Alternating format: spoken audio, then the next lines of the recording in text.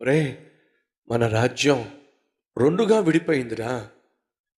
మన రాజ్యంలో రెండుగా విడిపోయిన వాళ్ళు, మనకు శత్రువులుగా ఉన్నవాళ్ళు మనల్ని చంపాలని ప్రయత్నం చేస్తున్నారు. నిన్నన్నా చంపేస్తారు, నన్నన్నా చంపేస్తారు, మనందరిని చంపేస్తారు. మనం పారిపోవాల్సిందే. ప్రశ్నలు వేయకుండా త్వరగా బయలుదేరిపోరా. ఆ పిల్లాడికి 1,00,000 ప్రశ్నలు. హడావిడిగా ఉన్నటువంటి ఆ పెద్ద ఇల్లు విడిచిపెట్టేసి పారిపోవాల్సి వచ్చింది.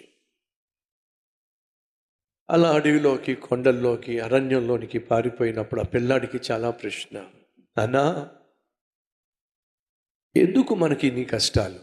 నేను పుట్టినప్పటి నుంచి చూస్తున్నాను నాన్న, నీ అంత మంచి వ్యక్తిని నా జీవితంలో ఎవరిని చూడలా.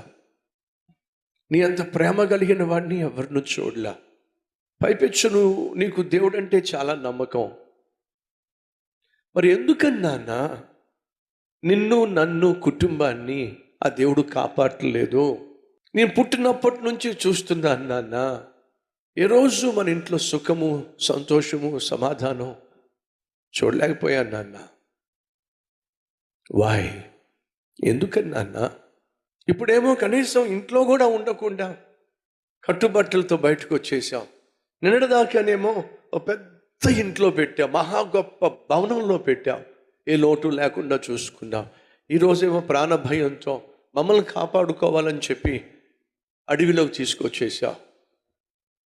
తిందామంటే తిండి లేదు, పడుకుందామంటే నీడ లేదు. ఏంటి నాన్న ఇది? నువ్వేమో మాటకు ముందు దేవుడు దేవుడు దేవుడు అని చెప్పంటావు. ఆ దేవుడు ఏమైపోయాడు నాన్న? ఎందుకు కనీసం నీలాంటి మంచివాడిని కూడా కాపాడలేదు? నీలాంటి మంచి ఆత్మీయత కలిగిన, మంచి వ్యక్తిత్వం కలిగిన నీ కుటుంబాన్ని దేవుడు ఎందుకు కాపాడుకోలేకపోతున్నాడు? ఆ కొడుకు వేసే ప్రశ్నకు ఆ తండ్రి దగ్గర జవాబులు లేవు. నాన్న, ఒకవేళ ఇదే జీవితం నేను కూడా కొనసాగించాలంటే మాత్రం దండం పెట్టేస్తాను నాన్న.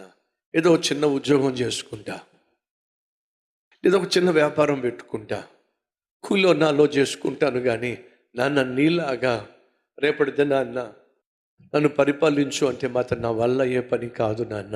ఎందుకని?